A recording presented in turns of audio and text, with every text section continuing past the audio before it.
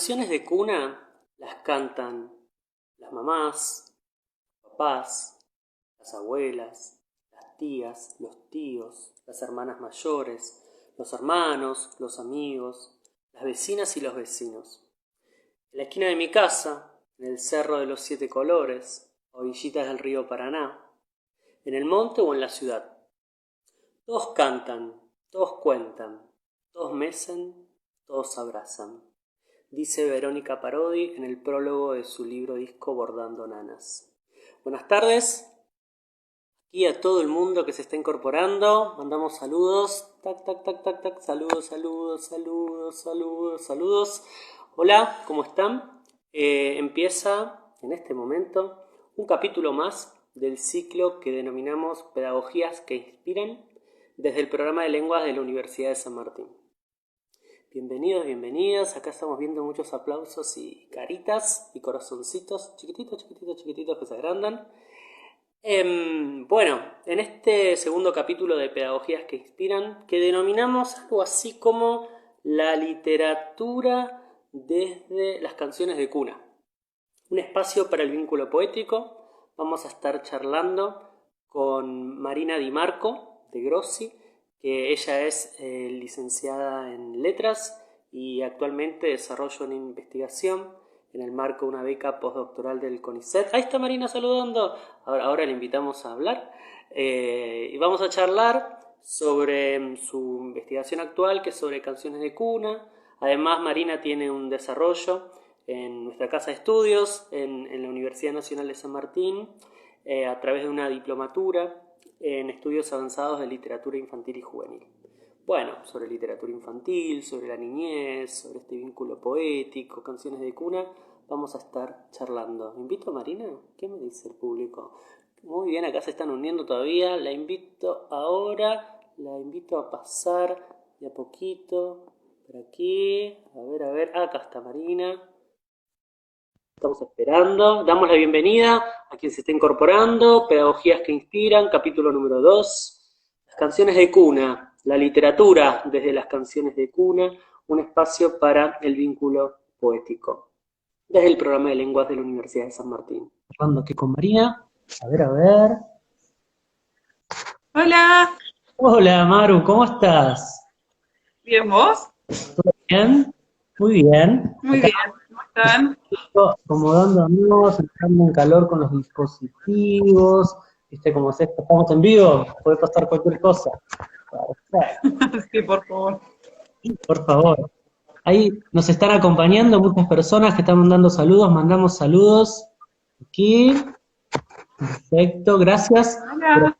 estar en este domingo aquí de aislamiento, que no es tanto, porque las redes nos permiten compartir.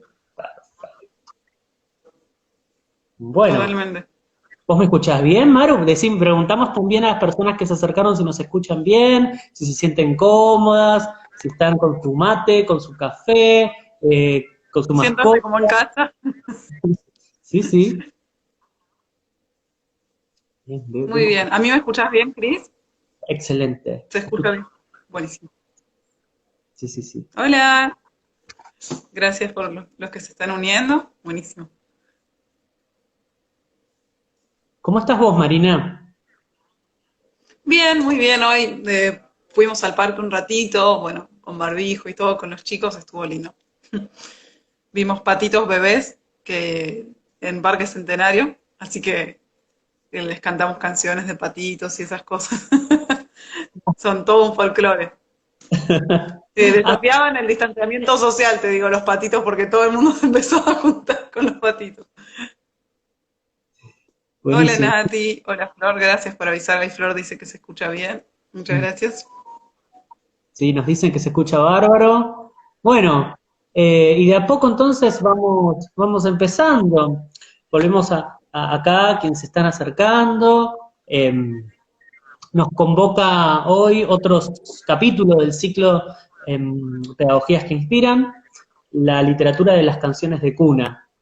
Un espacio para el vínculo poético. Maru, mientras vos estabas entrando, yo te estaba presentando, estaba hablando de vos.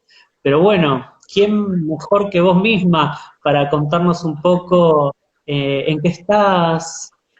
¿Cómo fue tu recorrido y cómo llegaste a las canciones de cuna, que es el tema que vamos a estar desarrollando hoy en esta charla? Muchas gracias por preguntarnos. Yo soy licenciada en Letras por la Universidad Católica Argentina, hice además un diplomado de estudios avanzados en literatura infantil en la UNSAM, que hoy nos acoge, y la verdad que fue una excelente experiencia porque nosotros en la carrera no veíamos nada de literatura infantil y cuando decidí hacer mi tesis de grado, que ya tenía que ver con esto de las canciones de cuna, en la licenciatura, bueno, necesité más herramientas.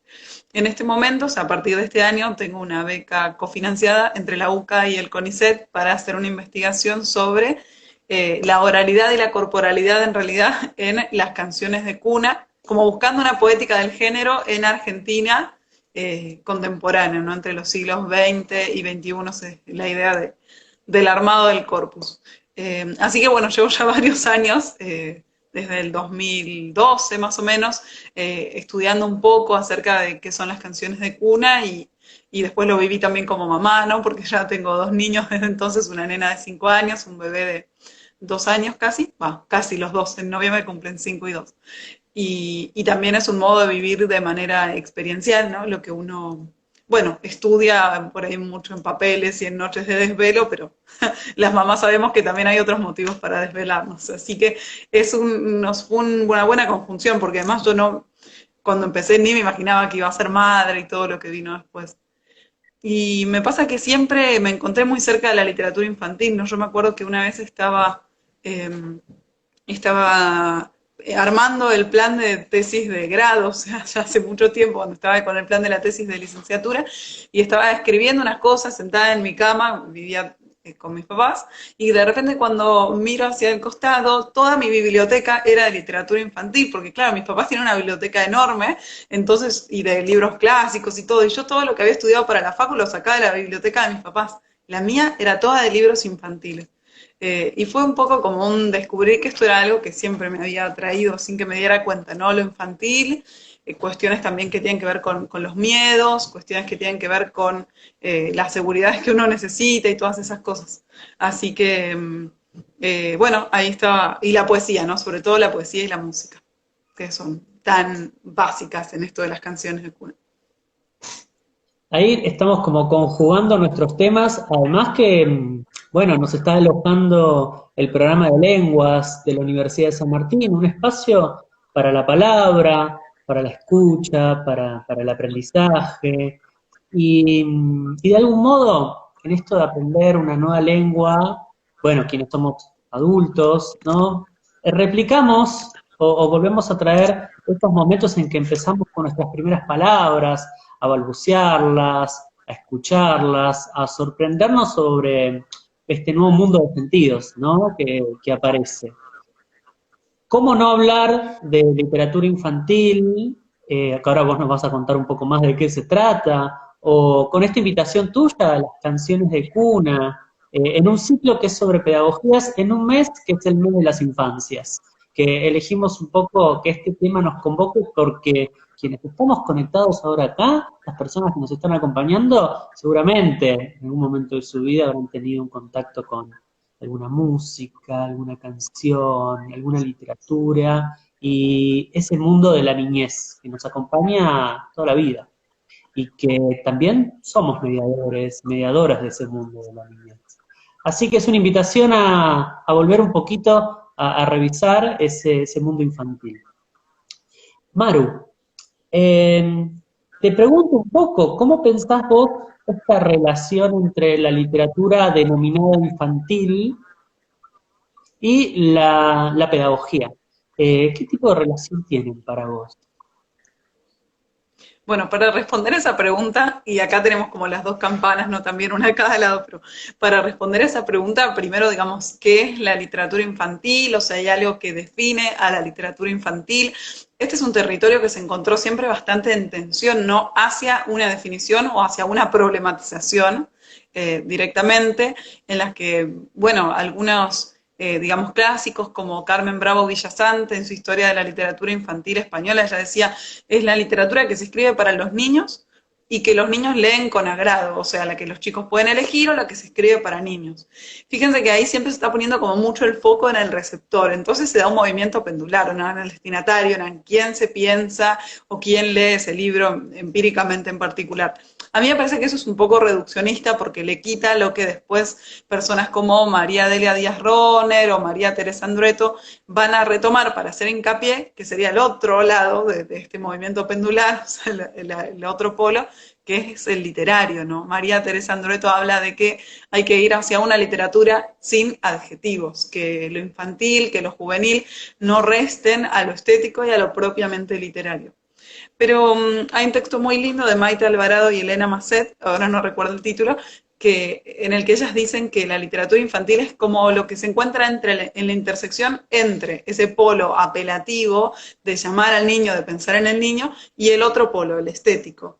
Y que cuando las dos funciones se imbrican y verdaderamente colaboran entre sí, para que haya un disfrute y desde allí se dé lo que sea aprendizaje, entonces sí va a funcionar el texto, ¿no? Después uno puede ver que hay algunos que van más para un lado que para el otro, ¿no? Evidentemente los textos que tienen más moraleja, o una moraleja explícita quizás, son textos en los que se está haciendo mucho más hincapié en una cuestión moral que quizás deja de lado a veces muchas cosas estéticas, ¿no? Pablo, mi marido, suele decir que cuando ve algo tan explícito, por más que enseñe a ser bueno y que está mal hecho, porque no se pensó en lo estético, dice, la verdad que te dan ganas de hacerte malo, dice Pablo, en vez de aprender de esos valores que te están intentando dejar. Entonces, claro, se tiene que basar primero en lo estético porque ante todo es literatura y la literatura es eso, es el disfrute de lo bello o de lo inquietante, pero el disfrute al fin. Y por eso Cecilia Bayur dice, la literatura enseña, digamos, acá te respondería la cuestión de, o qué es lo pedagógico y qué hay de enseñanza y qué se puede aprender de la literatura, y Bayur decía, la literatura enseña, pero enseña sobre todo a leer literatura. Eso como, no sé, cuando yo leo una novela de aventuras, estoy, aunque no quiera, aprendiendo acerca de qué es una novela de aventuras. Esto es la marca, así, como empezando con el tema de los géneros. Pero sobre todo estoy aprendiendo a eso, a darle un espacio al disfrute, que es un espacio fundamental para que los chicos puedan también ir formando eso en sus cabezas, creo yo. Formando esa posibilidad de tener un espacio distinto, ¿no?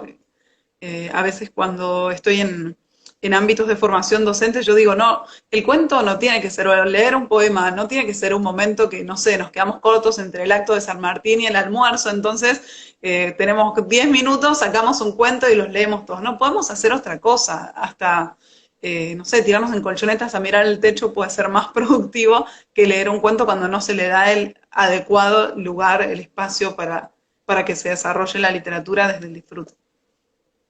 Y acá aparecen, digamos, muchos puntos a tocar, tanto desde qué pensamos por literatura, qué pensamos por literatura con un destinatario niño, niña, o qué pensamos también como pedagogía, ¿no? Y recuerdo, digamos, un material que en algún momento me compartiste sobre de Gustavo Bombini, ¿no? Que hace referencia a esta cuestión de que a veces la literatura es moralizante, o también la literatura para enseñar a portarse mejor, la literatura que da un mensaje que parece ser que la pedagogía, la educación utiliza la literatura como un medio, o el vínculo de la literatura con la psicología, para distintas etapas del desarrollo del niño, de la niña, bueno, para aprender a ir al baño, vamos a leer un texto. Eso circula, son formatos y no decimos que porque tengan esa finalidad explícita esos textos no tengan también un valor estético. ¿Por qué no? ¿Por qué no? Pueden conjugarse. Pero bueno, la literatura se encuentra ahí siendo codiciada, me parece, por el mundo infantil y también como uno de los medios, digamos, como llave, un medio llave que, como vos bien decís, habilita quizás un espacio. Y la pedagogía, ¿por qué no? Educar puede ser también habilitar un espacio para que algo suceda. La pedagogía también, que sea un espacio para habilitar el disfrute. Y aquí hermandamos estos territorios sobre literatura infantil y pedagogía, nos arriesgamos a hermandarlos a ver qué pasa. ¿Y las canciones de cuna, Marina? ¿Y qué pasa con las canciones de cuna? Lo que nos define o nos permite entrar en ese lugar desde lo que vos decís, ¿no? Desde el espacio que se da en el disfrute, con toda la importancia que trae la pedagogía y en el ámbito psicológico también, lo que tiene que ver con la formación de, de seres humanos chiquititos, ¿no? De todo lo que después nos acompaña, como bien decías, a lo largo de toda nuestra vida. Lo más importante es recordar que las canciones de cuna son, como parte, digamos, de la poesía para la primera infancia, están dentro del primer contacto que uno tiene con la literatura. Y no solo con la literatura, también con el lenguaje muchas veces, a veces también con la música. O sea, es un lugar de encuentro de muchas cosas en ese mundo infantil que tanto se habla, ¿no?, del tema de la estimulación hoy en día. Y está muy bien, pero digo, en ese mundo infantil que ya es como una esponja absorbente, abierto, permeable al mundo, abierto a comprenderlo de modos que nosotros ni siquiera los comprendemos, de modos más sinestésicos, quizás, en el que los sentidos, desde la nutrición, no sé, estar cantando mientras le das la teta al bebé, eso enriquece todo, es una nutrición que se da toda en conjunto. Y eso justamente nos transmite en cada canción de cuna. O sea, yo creo que ese momento de la canción de cuna tiene quizás mucho de mágico, no sé, mucho de aura también, que es totalmente irreproducible y que va conformando, como decíamos, ¿no?, ese lugar de encuentro, o nosotros pusimos de vínculo, ahí en el título de la charla también, entre el adulto y el niño. Mundos que a veces parecen sumamente alejados y que incluso en definiciones de la literatura infantil se habla mucho, ¿no?, de la asimetría que hay. Sandra Carli es una de estas autoras que habla de la asimetría que hay entre el adulto y el adulto que tiene como el poder de representación y el niño que es casi una víctima de ese proceso de representación que puede muchas veces ser injusto, minorizante, reduccionista, infantilizante, paternalista. Bueno, en la canción de cuna no se puede hacer eso, no se puede no tener en cuenta al niño, porque el mismo García Lorca dice, si al niño no le gusta la canción, no se va a dormir. Y si al adulto no le gusta, no se la va a cantar tampoco. Entonces, esto es una reflexión a la que yo llegué con el tiempo, que la canción de cuna es como un espacio de confluencias, ¿no? Entre intereses, entre voluntades. Por ahí el niño que abre los ojitos los vuelve a cerrar, los vuelve a abrir, los vuelve a cerrar. Y no se quiere dormir, quiere permanecer en vela, con esa tranquilidad que les da la vigilia, cuando por otro lado el adulto necesita que se duerma ya, porque sí, porque es la hora de dormir, o porque el adulto tiene que ir a hacer otra cosa, porque el adulto también está cansado. Entonces, una tensión entre intereses que se puede resolver desde lo estético, desde lo que a los dos nos guste y a los dos nos resulte útil para esta función de conciliar el sueño. Hay otra de las cosas importantes a nivel como genérico, a los críticos que nos gusta poner las cosas en cajitas, ¿no? Es que una de las cajitas en la que se encuentra la literatura infantil, perdón, la canción de cuna como género, una es la literatura infantil, ¿no?, que es el macrogénero, dentro de eso la canción de cuna como género, y también entra dentro de otra cajita que es la que se llama poesía funcional, esto que vos decías, ¿no? Poesía para lavarse los dientes, poesías para, en este caso, dormir al niño. Y a mí me parece súper rescatable eso. Es una función que atraviesa todas las culturas, todos los estratos sociales, que nos atraviesa a todos como sociedad. Necesito dormir al niño, nada más. Entonces, a partir de eso, hay muchas características que yo creo que se van a mantener evidenciando eso desde lo estético.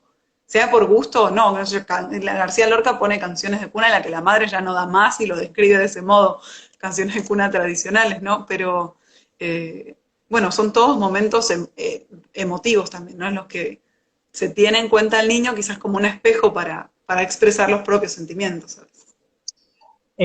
Marina, recién, bueno, en el chat celebraban, digamos, este momento, esta ocasión, ¿no?, de las colchonetas, que vos utilizaste esta imagen de, bueno, tirar unas colchonetas y ponernos a leer, o como solemos ver también en las películas o en distintas experiencias, las colchonetas en el nivel inicial están en el momento de la Sí. siesta, o ponernos a mirar el cielo, ponernos a contemplar por la ventana, esas ocasiones que desde el ámbito educativo y la pedagogía, digamos, esas ocasiones que podemos habilitar. Y bueno, en este caso, la literatura de la canción de cuna, me gusta mucho la imagen de Laura que vos estás nombrando, bueno, que generamos una ocasión áurica, ¿por qué no? en la cual se pueda generar esta confluencia. Esta confluencia, y nos decían, te cuento también, mientras vos estabas comentando, de pensar que introducirse en la cultura, introducirse en el lenguaje, desarrollarse, crecer, para el niño o para la niña es algo que tiene algo de carácter disruptivo, violento, hasta cierto modo, digamos. No es todo una canción dulce. También hay Claro. cansancio, hay malestares, hay dolores, hay no dormir, hay desvelarse, ¿no? Vos como mamá lo debes saber muy bien. Y todo eso atraviesa los vínculos. Pero sin embargo, me gusta esta idea de la confluencia, de poder suavizar y de poder, a través de lo estético, de lo simbólico, del lenguaje, de ese compartir en ese instante áurico, poder tramitar, digamos, lo que sucede en ese vínculo y en ese mundo de la niñez. Eh, Tiene algo, digamos, no solamente de funcional, sino también un acercamiento a cierta belleza, ¿no? A cierta belleza y al afecto, para retomar la cuestión del vínculo. Como es una ocasión para el afecto, me parece, pensando en lo que estábamos diciendo, la canción de cuna, la literatura infantil, o la literatura para adultos también. Sí, Maru, yo creo que hay mucho, perdón, hay mucho en la cuestión del afecto que decías vos recién, en lo que se pone en juego la memoria. Es decir, yo confío en que la memoria es un mecanismo fundamental para esto, quizás para suavizar también esta violencia de la que hablaba que vio Natalia en el chat. A ver, la memoria funciona como un mecanismo que permite al adulto acercarse a su propia infancia, sea por lo negativo o por lo positivo, digamos, por lo traumático, por el apego que haya vivido también en su momento. Por eso me interesa la cuestión de la voz y de la corporalidad, ¿no? De la oralidad y de cómo se pone el cuerpo también cuando nosotros hablamos y también en la escucha, ¿no? Habla Ana Porrúa y cómo eso se transmite en la poesía. Jorge Monteleone también dice, cuando hablamos estamos transmitiendo, incluso desde la forma en la que pronunciamos palabras, nuestros linajes, nuestros propios linajes de cómo nuestros ancestros han venido hablando, entonando. Allí entra también el cuerpo que uno sabe que se pone también en el balanceo, ¿no? Voz, ritmo y balanceo son para Pedro Cerrillo los tres aspectos fundamentales de la enunciación de una canción de cuna. Entonces, si bien tiene mucho de aura la canción de cuna, en ese sentido, como decíamos recién, de irreproducible, de algo que es tan cercano y al mismo tiempo, wow, parece magnífico, nos acerca a un mundo lejano, también tiene mucho de la huella, ¿no? Para usar estos dos conceptos de Walter Benjamin, la huella que es la cercanía de algo que parece muy distante. Entonces, a través de la memoria, el adulto también hace ese proceso de mirar su propia infancia, de acercarse a eso que en otros contextos más coloquiales parece muy distante. Y todo eso creo que se da a través de esto del uso de la palabra poética y de la música en conjunto, digamos, como esa conjunción.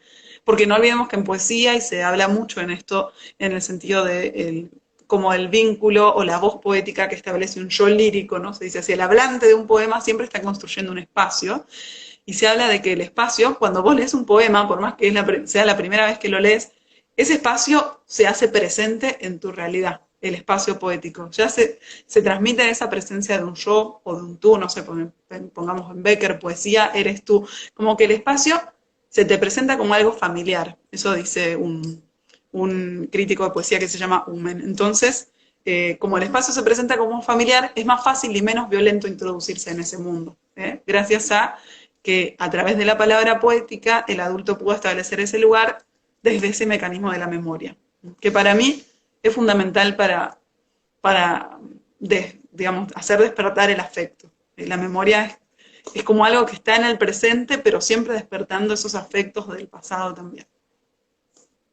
¿Y por qué no poder pensar que la literatura en general nos habilita a ingresar a un espacio y a un espacio y un tiempo otro? El espacio de la metáfora, el tiempo mítico, la fantasía. Vos hablabas de un entre, y bueno, sí, digamos, quienes estamos en el aula sabemos que entre uno y otro siempre hay un entre, y en ese entre trabajamos. intervenimos en este entre.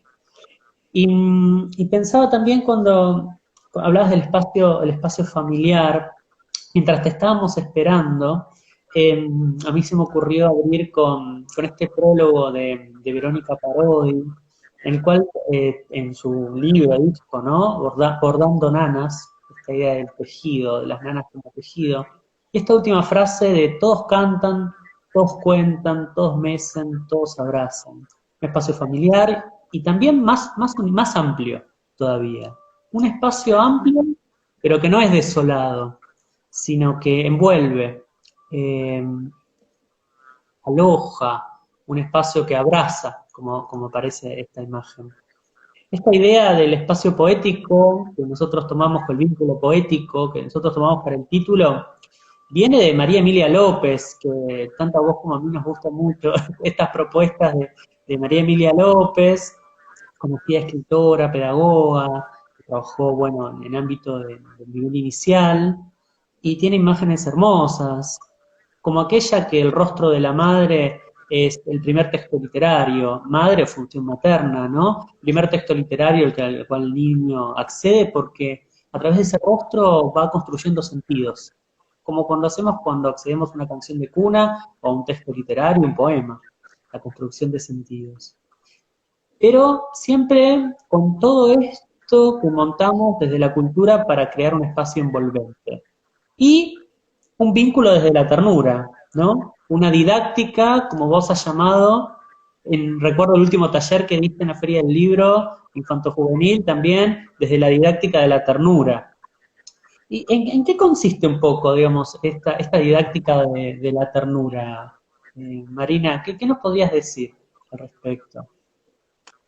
Bueno, este el tema de la didáctica de la ternura también lo saqué de un texto, ¿no?, de María Emilia López, donde ella propone una didáctica de la ternura en el jardín de infantes en particular, para desde ese lugar poder justamente suplir lo que ella dice que está faltando, ¿no? Justamente en la casa lo que faltan son esos vínculos y esos lugares vinculares tan importantes para la conformación, la configuración de la personalidad de cada una de las personitas que después se residen en el jardín de infantes. Y ella dice que es muy notorio cómo en el jardín, y los docentes apenas ingresan en el jardín de infantes también lo ven, es en el nivel inicial, se ve mucho esto de cómo los chicos llegan con cuestiones de la personalidad que, digamos, algunos lo tienen más definido, por decir así, y eso se nota, dice ella,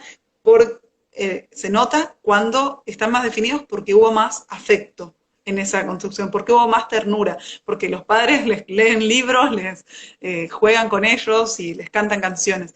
Y cómo al contrario se ve cuando los chicos son más dejados de lado o se los pone como en la televisión o se los pone con estos reemplazos, la tablet creo que se usa ahora, supongo. Todo eso para justamente, digamos, porque el mundo es así, porque el mundo en el que vivimos, porque el sistema es así y lo ha impuesto y se tuvo que dar así porque los padres están trabajando o como sea, peligro del trabajo en cuarentena también, digamos, del home office, pero tiene que ver con cómo eso se ve en los chicos de otro modo, ¿no? El que tuvo una didáctica de la ternura en su casa ya tiene esa configuración de base. En cambio, los otros vienen como más desorientados, porque no tienen el afecto orientado a su lugar, digamos. Esa es lo que dice María Emilia López y ella propone desde el jardín de infantes, como dice, lamentablemente tenemos que suplir esa función del hogar que en este momento muchas veces no está funcionando. Y yo desde la canción de cuna creo que aquí la ternura es como uno de esos polos en los que hay que hacer hincapié sí o sí, porque a ver, las canciones de cuna para García Lorca, por decir algo muy clásico, él tiene una conferencia que se llama Las Nanas en la tradición hispánica. En esa conferencia él justamente marca como dos polos, ¿no? Un polo de las canciones de cuna sería la ternura, lo afectivo, lo familiar, y el otro polo es lo más negro, lo más oscuro, lo más tétrico, lo que tiene que ver con el miedo, con los miedos, la amenaza, ¿no? Si no se duerme va a venir el coco, ese tipo de cosas. Entonces, como eso, yo creo que desde hoy, si uno se tiene que poner a escribir una canción de cuna o a crearla oralmente en el momento, tengo para mí que es preferible, o por lo menos para mí, desde mi experiencia y mi sensibilidad, yo creo que va más por el lado de la ternura, porque las dos cosas coinciden en realidad. Digo, la necesidad, la atención, el tironeo entre los distintos intereses, yo creo que se resuelve desde la ternura, desde ese lugar que tiene que ver con la escucha y con el, a través de la memoria, ponerse en el lugar del niño, ponerse a la altura del niño y permitirse escucharlo también. Y claro, y permitirse escucharlo, permitirse también escuchar lo que está sucediendo en el entorno. María Emilia López en uno de sus textos cuenta, ¿no?, experiencias en el jardín. ¿Qué sucede con algunos docentes cuando llevamos una propuesta literaria? Bueno, a ver, la preparamos, planificamos y llevamos el material. Y en el niño se ve esta espontaneidad, ¿no? De que quizás aparece un ruido, un comentario, y no se mantiene ese silencio, muchas veces en el imaginario, en la asimetría docente-estudiante-alumno, ¿no? Ese silencio y esa calma para el momento literario, sino que el niño también interviene con su risa, con el querer saber, cuenta el final, ¿no? Y tantas cuestiones. Claro, spoiler al niño ya de la primera infancia, que hacen parte de ese proyecto construido, a ese bordado, ¿no? A ese bordado que se da en el vínculo. Y esa flexibilidad desde el lugar también del mediador. Es muy interesante, nos estaban comentando por aquí este cruce entre oralidad y vínculo poético. Bueno, y este rastreo de huellas de linaje familiar y cultural. Yo creo que esta idea de ser mediadores, tanto como familia, hoy que también ocupamos lugares más que nunca quizás, ¿no? En el sistema educativo, acompañar las propuestas educativas pedagógicas, o como docentes que estimulamos también a ese acceso a la cultura. Tomamos de la mano para seguir caminando en ese camino cultural. Como mediadores somos mediadores de tantas cosas, de ternura, de afecto, de desarrollo, linajes, etcétera. Maru, contamos que había una sorpresa, ¿no? Había como un obsequio que estuvimos armando en estas semanas, del cual muchas personas han participado, algunas de las cuales están por aquí en este momento. ¿Querés contar vos un poco? Bueno, aunque la idea no fue mía, pero me gusta cómo se dio también. Bueno, Cristian me propuso que como obsequio para los que vean el vivo ahora o en su momento que va a quedar grabado también, que tengan la posibilidad de ver un Padlet, que es como un cancionero de canciones de cuna que armamos de distintas lenguas, pensando en las lenguas que son aquellas que están en el programa de lenguas de la UNSAM y algunos bonus tracks, creo yo, que se metieron por ahí, porque también nosotros pedimos ayuda a nuestros amigos, conocidos y sobre todo a los profes, por supuesto, de las lenguas de la UNSAM. Y bueno, se empezó a dar una participación que no está cerrada por ahora, digamos, cualquiera nos puede escribir también y contarnos, que es un poco lo que me pasó al principio, ¿no? Cuando empecé a estudiar canciones de cuna y ni siquiera sabía muy bien para dónde iba a correr, ahora es Argentina, siglo XX-XXI, pero en su momento toda la gente me empezaba a acercar canciones de cuna, y yo imagino que muchos tienen también aquello que traen también por su lado. Entonces, allí entonces van a encontrar un acervo de canciones en distintas lenguas, con el link a YouTube en distintos videitos, que creo que les puede gustar mucho para ver cada una de las canciones.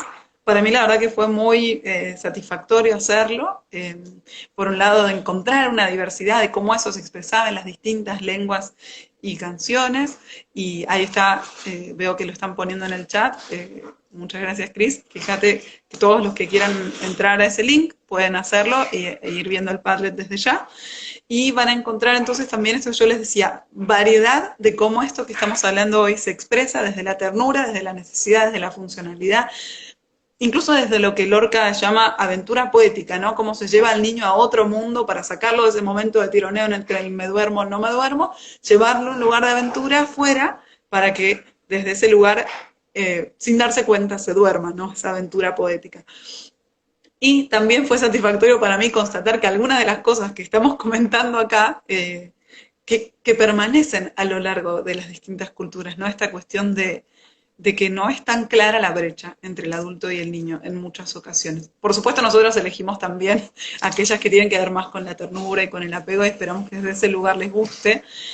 Hay dos ejemplos que a mí me gustaron mucho, uno que no, sé que era un clásico, pero nunca lo había leído, el libro Love You Forever, supongo que será Te amaré por siempre o algo semejante en castellano, que van a ver ustedes, es uno de los ejemplos en inglés, que nos acercó, si no me equivoco, la profesora de inglés, ¿verdad, Cris? Sí, sí. Y que va contando cómo una canción de cuna pasa de generación en generación, es algo precioso. Es algo precioso este aporte de Mónica Boloña, que seguro nos está viendo, que nos acompañó, coordinadora del programa. Muchas gracias. Love You Forever. Y además me tomé el atrevimiento, Maru, de cargar un fragmento de un episodio de Friends, de la serie, en el cual Qué bien, aparece, sí. sí, me pareció súper significativo porque aparece que uno de los personajes lee este cuento y como que recita esta canción de cuna, y qué efecto generan esos adultos, ¿no? Que los Sí. invita también a lo que Pesetti llama, bueno, este mundo infantil, que no es solo propiedad privada de niños y de niñas, sino que entramos en este mundo infantil, que nos amigamos también con ese mundo infantil.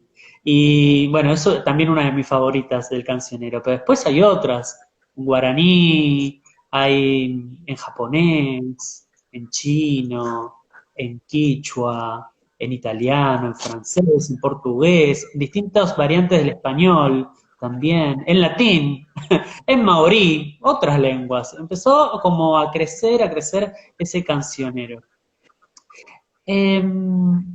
Bueno, y también compartamos que se generó todo un debate al respecto de en la comunidad sorda, las canciones, porque ¿qué sucede con el arrullo cuando un niño no tiene la posibilidad de escuchar? Y compartimos alguna reflexión al respecto, y bueno, estamos aprendiendo, en el cual no, que no esté lo sonoro, que no esté la música, no significa que no se pueda acceder a este vínculo poético. Y cómo más que nunca, digamos, aparecen estos elementos que están en esta construcción pedagógica, poética, que nos animamos a llamar, la mirada, el rostro, el contacto, el espacio, el estar atento, construir esa ternura, más allá de los sonidos y, por qué no, más allá de las palabras. Así que está disponible ese cancionero, si quieren colaborar con su canción de cuna, aquí están comentando un montón, que está buenísimo el fragmento de Friends. Si quieren también, si hay una canción de cuna que ustedes conocen, no conocemos. Compartimos también un proyecto que bueno, se encargó de recopilar canciones de cuna, Marina, vos sabrás mejor que yo, en más de 30 países, en como 40 idiomas. Compartimos también este link a ese repositorio, a ese proyecto internacional.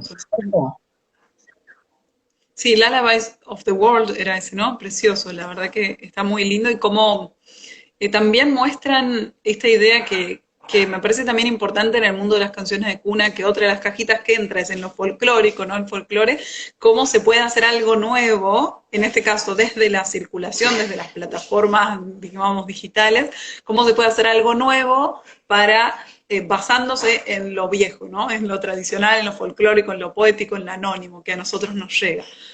A mí me gusta ver eso también, cómo los poetas sentados ante un papel en blanco o ante una computadora o una máquina de escribir pueden intentar reproducir desde sus propios poemas nuevos, que después se pueden transformar en canciones de cuna, que es el caso de Gabriela Mistral, por ejemplo, en el libro Ternura, como después se puede transformar eso también y reproducir desde ahí las canciones de cuna que le cantaban sus abuelos, sus mamás, etc.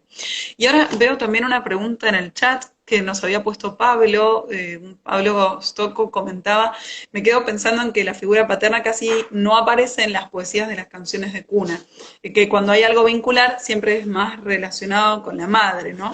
Bueno, uno de estos grandes que yo acabo de citar hace un rato, Pedro Cerrillo, el mayor estudioso, falleció hace un par de años de canciones de cuna en España, y creo que en lengua castellana también. Él decía que en su casa, claro, en realidad era él el que siempre cantaba. Él hablaba mucho, justo críticamente, como bien lo señala Pablo, desde el lugar de las canciones de cuna, que siempre era la mamá en el lugar del arrullador, o que en general era la mamá en el lugar del arrullador, pero eso puede variar, a veces puede ser una niñera, puede ser el padre, aunque no está tan visto, es cierto, él dice en canciones de cuna españolas no hay mucho del papá, puede ser también el niño que le canta a sus muñecos, lo van a ver en la canción de cuna en portugués que pusimos, es el niño o niña cantándole al osito. Pero Cerrillo decía, yo todo esto, incluso las canciones que son enunciadas por madres, en mi casa yo soy el que canta canciones de cuna, lógico, todo el que durmió a mis no sé cuántos hijos tenía, siempre fui yo y a mis nietos también. Y creo que a través de esta cuestión de los linajes y de la memoria y de cómo lo nuevo se va revisitando y transmitiendo, se puede dar también esa aparición de la figura paterna, y el libro este Love You Forever que comentábamos recién, termina justamente con ese pasaje, ¿no? De la madre hacia su hijo, y después cómo él desde la paternidad también transmite la misma canción de cuna. Así que Pablo, no dejes de ver el video de esa canción porque es precioso.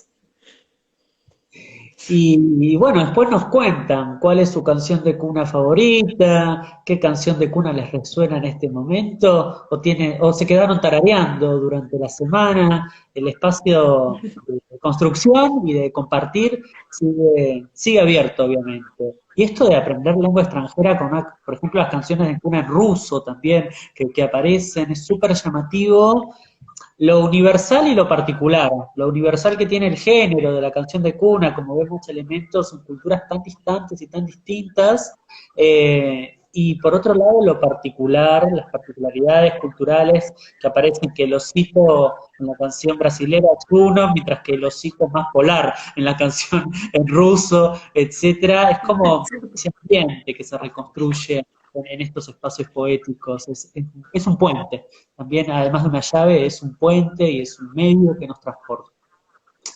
Más allá del tiempo. Y por eso también esto que decía, ¿no? Desde el espacio poético, la canción transmite una imagen de mundo, eso es, sencillamente, y con el mundo y con la lengua, toda la cultura que vienen detrás, ¿no? Sí, sí. Y bueno, de este modo, Lenguas Culturas, nos dimos este espacio y te agradecemos, Marina, desde el programa de lenguas. Agradecemos también acá a distintos profes y coordinadores, a Paulina, a Paula, a Verónica, empezamos a enumerar, a Alejandra, que colaboraron con nosotros en la elaboración de este cancionero, apoyando y difundiendo la propuesta. A ti también, a todos nuestros seguidores y compañeros siempre presentes, a difundir, que esto no se termine acá, que podamos ser cajas de resonancia de estas propuestas que me parece que valen la pena. A Gabriela Nemani, a Mónica Bolonia, que siempre están ahí acompañando desde el programa de lenguas, a Sebas, que hace flyers tan hermosos para compartir y difundir la propuesta por Instagram.